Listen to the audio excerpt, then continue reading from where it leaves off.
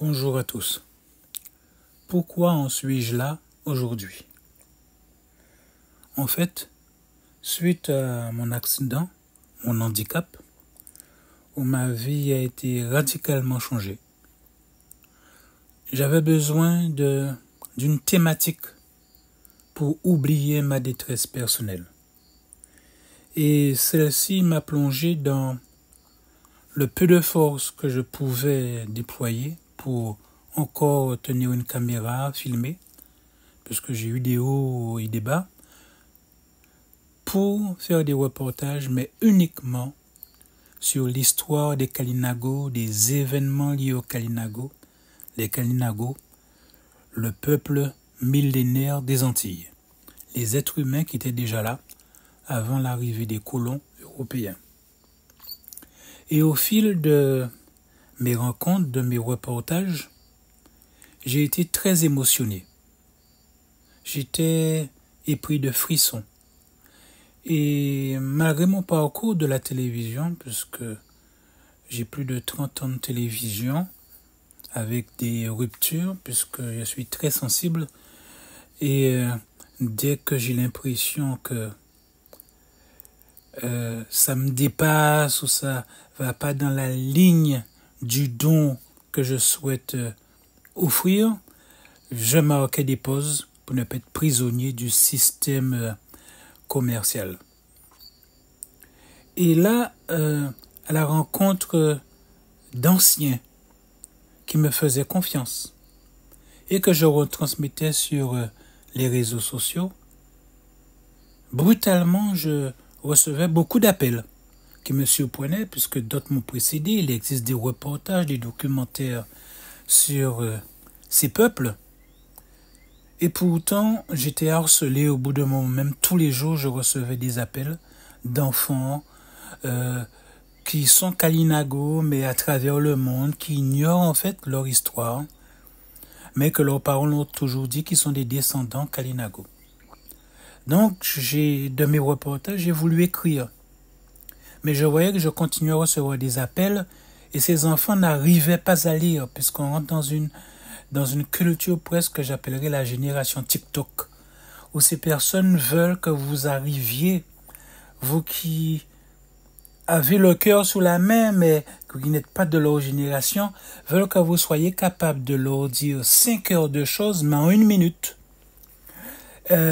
Et le fait eux-mêmes sentent qu'ils ont en face de quelqu'un qui sait et ils ressentent l'émotion de la personne à vouloir donner, donc ils créent une pression. Et je comprenais bien que les textes que j'essayais de mettre en place, ils ne lisaient pas. Et après, le problème, c'est que les archéologues, trouver leurs documents, c'est difficile. C'est-à-dire qu'il faut géographiquement aller dans les bibliothèques, leurs ouvrages ne sont pas offerts sur Internet, et en plus du fait que ce n'est pas un discours facile. Et c'est où, de ces écrits, je me suis rendu compte qu'il me fallait simplifier, trouver des mots. Donc, de mes écrits, au lieu de simplement transcrire, j'ai fait des poèmes. Mais j'ai vu que ça suffisait pas. C'est-à-dire que des fois, les personnes m'appelaient pour me poser une question, alors que peut-être 3 paragraphes plus loin, il y avait la réponse. C'est-à-dire, vous voyez, cette excitation que j'appelle la génération TikTok, les gens qui veulent que depuis le début, vous ayez déjà mis la conclusion, qui n'ont pas la patience de lire les 30 lignes, les 50 lignes, parce que tant il y a à dire, vous ne pouvez pas dire en 2 lignes. Donc, des textes, je suis passé aux poèmes, des poèmes, du coup, j'ai dû passer à la chanson, alors que je ne sais pas chanter, mais de la poésie, j'ai appris à écrire des chansons ou sous forme de slam. Et là, j'ai vu qu'effectivement, ça passait. C'est-à-dire que le public, malheureusement, est ainsi fait. Ils ont besoin, eux, d'être dans une situation de passivité, alors qu'ils sont demandeurs. Si vous leur dites, voilà le livre, il est gratuit alors que le livre coûte 1 000 €, ils ne l'achèteront pas parce qu'il coûte 1 000 €. Et même si vous leur offrez, ils le mettront dans une bibliothèque et ne le liront pas, ni la moitié, ni le quart. Donc, j'ai fait ces chansons. Ainsi, passivement, les personnes n'ont qu'à écouter et ça donne. Donc aujourd'hui, je suis à peut-être plus de 50 chansons. Et je ne sais pas si j'ai créé un genre de chansons, puisque ce sont des chansons qui racontent l'histoire. C'est comme si, en fait, je suis devenu une sorte d'encyclopédie historique, spécifique à l'histoire des Kalinago, mais sous forme de chansons. C'est-à-dire, on n'a plus besoin de tourner les pages, ça chante. Donc, du coup, et là, je me freine même par moment, parce que des fois, j'ai l'impression que si je retenais pas toutes les images que j'ai en tête, chaque jour, je pourrais écrire une chanson. Et autant les chansons qui ont un format de 3 minutes, que désormais, je me suis rendu compte l'autre jour que j'ai réussi, parce que des fois, quand je fais une chanson, il se reste dans un thème, mais il y a tellement de choses à dire, et je sens les questions suivantes, puisque j'ai 30 ans de télévision, donc on arrive à sentir la question qui vient derrière, un peu comme on dit en escalier, les échanges en forme d'escalier, c'est-à-dire qu'on voit venir l'autre question après l'autre question, on arrive à voir la 5e question alors qu'on n'est qu'à la première, presque médiumnique. Et j'arrivais à un stade où, dans mes chansons, je commençais déjà à aborder la 2e chanson, une 2e chanson dans la chanson. Et là, je savais que ça allait m'arriver. Je suis arrivé à un stade où tellement il y en a à dire que mes chansons arrivaient à faire 9 minutes, presque 10 minutes. Tellement il y avait à dire parce que après maintenant 3 ans et quand même que j'ai commencé, parce que je suis aussi handicapé depuis un peu plus de 3 ans, je sens qu'il me manque encore un outil. Et cet outil, grâce à ces chansons de 9 minutes, non, où on se rapproche déjà peut-être même plus long qu'un court-métrage, il me faut apprendre et être capable à écrire un film. C'est-à-dire que mes chansons, grâce à mon passé de télévision, grâce à mon passé de la psychologie, psychothérapeute, j'arrive avec une forme d'émotion à envoyer des images et toujours pas ce profil du demandeur mais qui est passif ou qui a besoin d'être dans une passivité et de lui donner l'information et peut-être donc de film, donc aller plus loin que la chanson des films parce que la chanson a une limite en termes d'image et de rester dans une thématique ou dans un minutage, sinon je ferai des chansons d'une demi-heure bientôt. Alors que si j'ajoute l'image, mais la vraie image, pas les mots qui envoient une image, mais aussi cela m'est cumulé à une vraie image, du coup je pense que je pourrais réduire ce temps qui bientôt, des chansons qui pourraient faire 30 minutes, grâce à ce cumul d'informations, donc sonores, émotion dans la respiration, le choix des mots, des accords musicaux, mais donc le sens donc du coup de l'oreille et de l'esprit qui va que ce soit les mots et la manière de le dire, mais aussi la musique qui va avec, le genre de musique, si c'est du reggae, etc. Et si en plus il y a des images, un jeu d'acteurs, un jeu de couleurs, etc., qui est déjà fabriqué avec, un peu comme une bande dessinée, ça réduirait, parce qu'à un moment donné, je pourrais après tomber dans le piège de films de 3 heures, enfin de chansons de 3 heures, et je les vois venir, d'où je sais qu'il me faut apprendre à écrire des films. Il me faut apprendre à écrire des scénarios. Donc là, je le sens, c'est flagrant. Donc, il faut que je prenne le moment d'aller à l'école, de m'asseoir et de me dire comment faire cela. Parce que j'arrive à un stade où vraiment des idées, elles fleurissent. Je commence à même mettre des titres d'idées pour que ça parte pas. Tellement il y en a qui viennent les unes derrière les autres. Et qu'il faut que je m'asseye à un moment donné, que j'arrête, je bloque mon esprit pour techniquement connaître les codes de films, de courts-métrages, etc.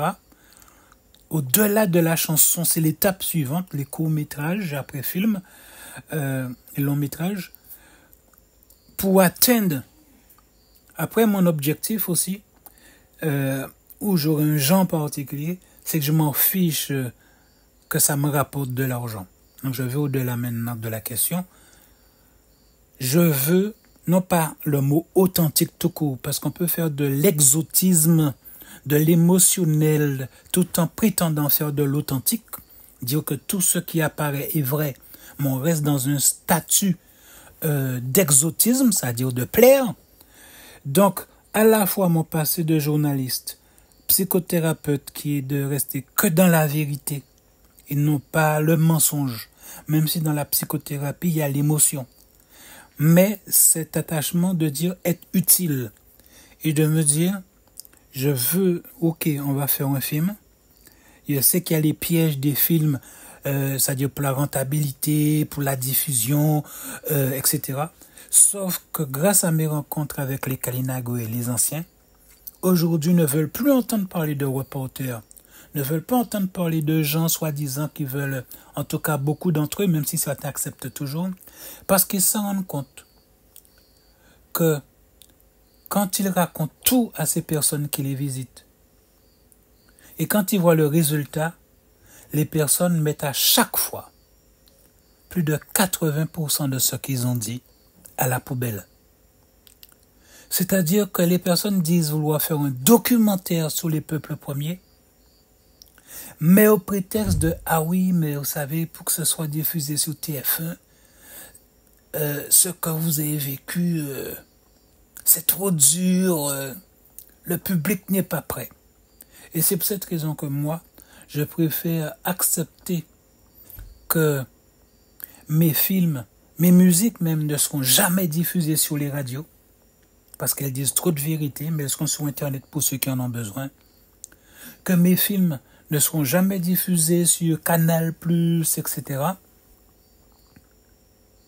Mais me dire que j'aurais fait œuvre utile, c'est-à-dire que maintenant il y a Internet, il y a les réseaux sociaux, mais il me faut apprendre les codes, il me faut accepter d'aller m'asseoir à l'école et de me dire, voilà, j'ai produit ces films. Même si j'ai pas les acteurs maintenant avec l'intelligence artificielle, eh ben, si le scénario est bien fait, ben, l'intelligence artificielle pourra me faire presque une sorte de dessin animé du film à la place. Il suffira presque de payer les 30 euros, les 100 euros. Mais il faut au moins savoir faire le bon script. Donc c'est l'étape qu'il me faut franchir maintenant.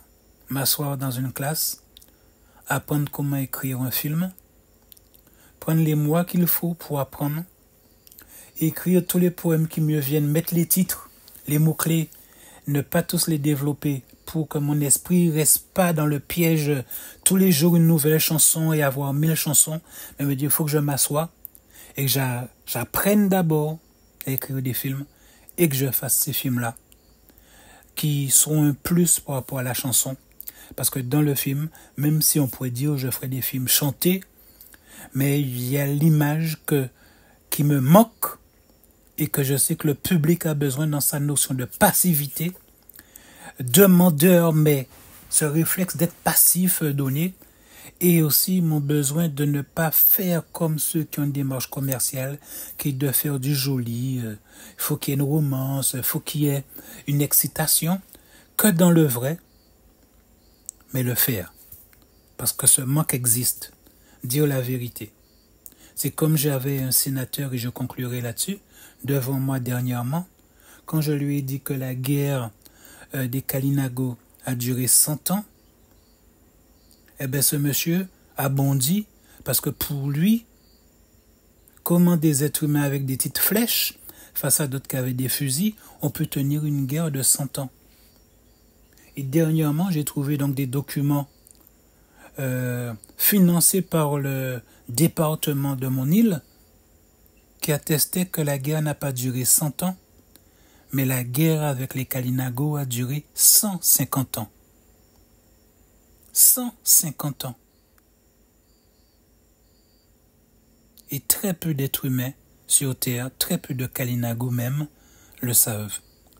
Parce qu'il y a une ignorance totale de ce qui s'est vraiment passé.